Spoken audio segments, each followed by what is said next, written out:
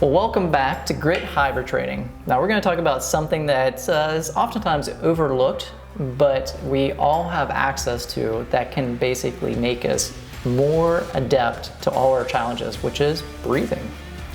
All right, we're not talking about just regular breathing. We're talking about something called cyclic hyperventilation. So what does that mean? We've got our handy dandy computers here to tell us. Basically, breathing that can literally boost your energy, help you feel more sharp, awake, and focused, and it could even make you smarter. Yeah, we're going to even give you a little extra bonus of talking about brain-derived neurotrophic factor, which sounds like a really big mouthful, but cyclic hyperventilation and this brain-derived neurotrophic factor actually can be combined and really maximize what you can do in your challenges. So you're wondering, what is this cyclic hyperventilation? Basically, you are going to go ahead and breathe in and out in a certain manner. You're going to kind of go in kind of like that in cycles, and then you're going to choose to either hold your breath in the end with air or without in order to change your body's chemistry. Yeah, and speaking kind of chemistry, if we start diving a little bit down into the science of things, is that as you're doing this cyclic hyperventilation, you're reducing your CO2 in your body. Now, as you're reducing your CO2 in your body, it does really a lot of cool things. For instance, it does boost up your adrenaline, or known as like epinephrine. It also does affect your norepinephrine in your body. But really the point is that you're boosting your adrenaline, but then also by going into this really low oxygen state known as hypoxia, it really prepares you for those really tough challenges where perhaps you need to climb like a really aggressive hill and you're tapping into your reserves and you need that extra oomph. Okay, well said, Steve. Two ways of doing this. Number one, do you want to do this for energy and focus because you have a meeting and you have to speak well, things of that nature? Or are you doing this because you want to calm down, you want to improve your ability to deal with high altitudes and low oxygen, and then increase your focus as well? So for the first one, what we're going to do is this. You'll do 30 cycles of breathing in and out. It's going to look like this. You want to make sure that the breathing is coming from your belly, diaphragmatic breathing. So when breathing, you want to make sure that your belly kind of sticks out. So it should feel like if you put your hand on your stomach, you're breathing in, breathing out. So you should feel like your belly kind of comes out. Now it's important to note that this is going to be done in about 1 second intervals. So it's a passive exhale, not a forced exhale like this. Now to go over which one is best for you, think of it this way. Do you want more energy?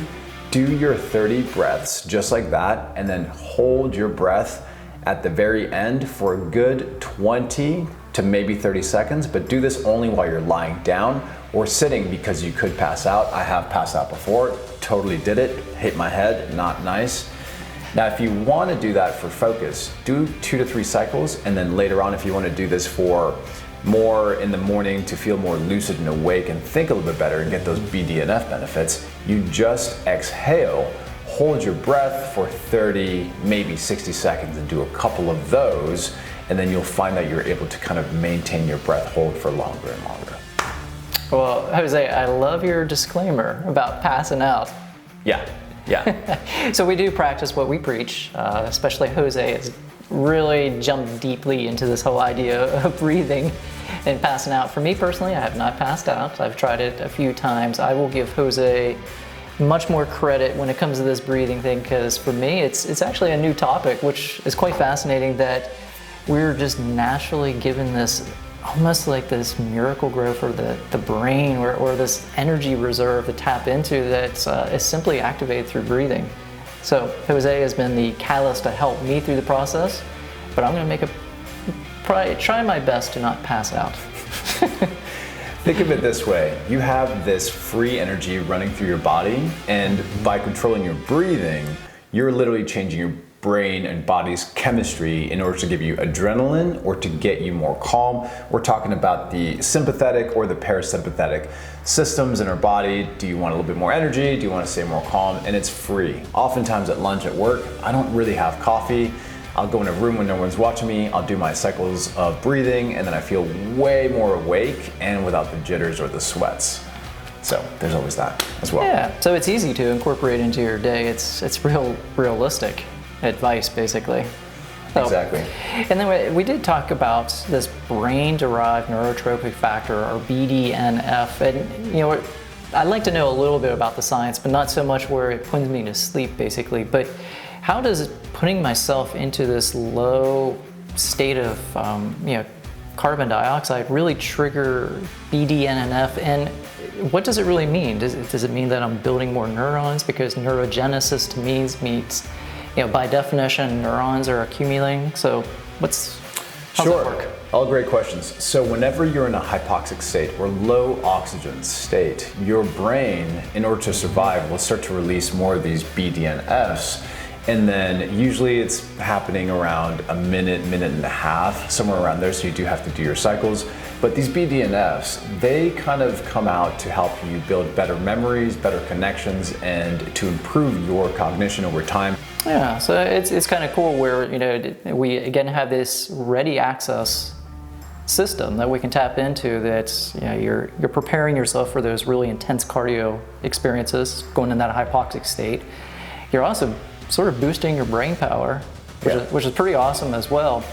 Now I know that through breathing, BDNF and F can basically be elevated, or this neurogenesis can occur. But you could also do this through cardio, can't you? You can do this through cardio as well. So we love to mountain bike. I've gotten myself to do a little bit of light running, mostly rucking, and we love that as well. However, you want to make sure that you're doing some sort of cardiovascular exercise, not exactly weight training. So unless you're doing maybe CrossFit and you're constantly doing high intensity interval training maybe, but we're talking more about being in a zone 2, aerobic training, mountain biking, running, something like that. Roughly around 20 to 30 minutes, moderate to vigorous exercise is what we're looking for. And then you'll find that you are becoming a little bit smarter. You'll be able to think a little bit better. So we like to combine cardio, running, and then these breathing techniques to optimize the way that you think and ultimately feel. Yeah, exactly. So it's part of your routine as being a hybrid athlete. And that's why we're talking a lot about this. So that way you can really maximize how you're working out and almost have like nature's steroid to really just boost you up to a whole new level.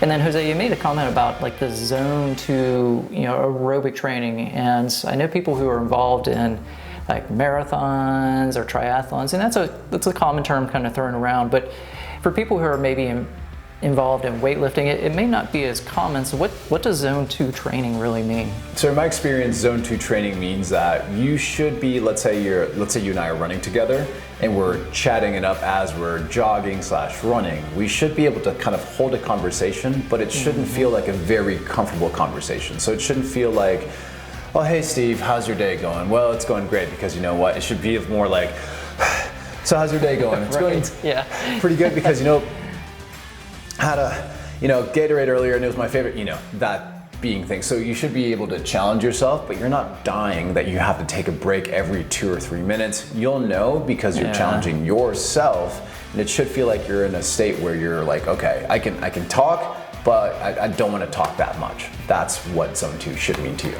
Yeah, it's the talk test, which is a pretty common thing thrown out there. And if you want to get a little bit sciencey as to like zone 2, zone 3, like all these different zones, what do they mean? Usually your zone 1 and your zone 2 training is when you're in your aerobic state, when you're doing cardio activity. Because like you were describing, if you push yourself and you can't talk, well, you're starting to tap into your anaerobic state, or different energy sources in your body. So the point is that BDNF is really triggered more towards these talk state activities, or really when you're hanging out in that aerobic moment of cardiovascular activity. So the talk test, though, is a very simple thing. There are you can get really techie by using your different watches, your Garmin's, to start to create like zones, like a % of your maximum heart rate.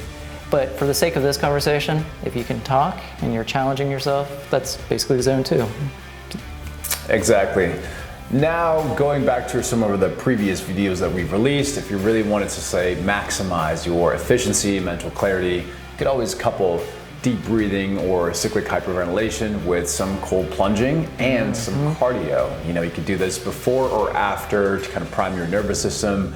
And it's gonna be one of those things that you have to just try it, because when I first tried this, I was looking at YouTube channels and thinking, how can I improve mental cognition, without needing too much coffee? And I started doing it. And of course, everyone knows about the Wim Hof method, which a lot of the research that we like to do is based on Wim Hof. And I think that the work that Wim's done is brilliant. However, I do like to just focus sometimes on just the deep breathing and not so much on the cold exposure unless I feel like I need it. At this point, I feel like I'm not able to go outside in the cold without feeling too uncomfortable. And ever I feel like I need to go into the cold to improve my mental resiliency, I go ahead and keep that in my toolbox. However, right now I'm focusing on the meditation and the cardio in this part of my life.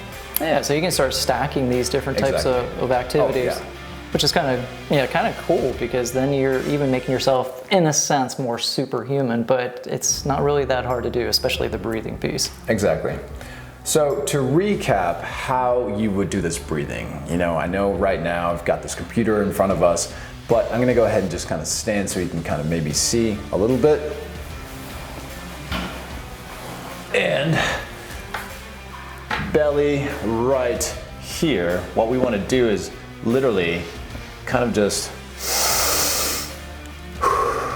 like that. You want to feel this. You don't want the rise to come, the chest to, just rise alone. You want to make sure that it's from your belly. Now doing this, for sure, sitting down, maybe lying down on the ground, on your bed, or just sitting in a chair holding onto something, because you will feel a little bit tingly, especially maybe in your feet. That's absolutely normal. Just don't ever do this while you're in water or while driving.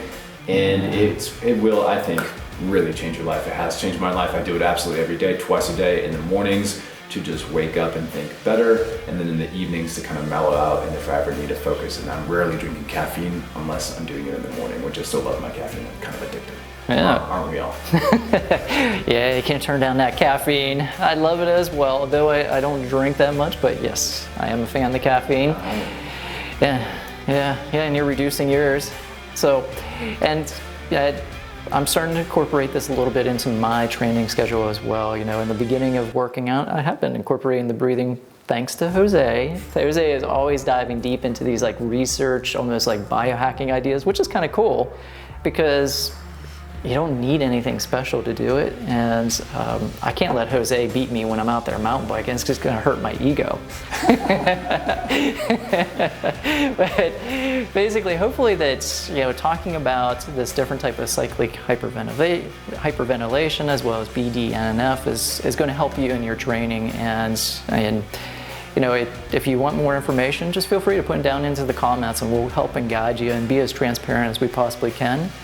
And we really appreciate your time for hearing us out, and hopefully you can start incorporating the breathing into your lifestyle and becoming more superhuman and redefining your limits. Until next time, continue training, stay gritty.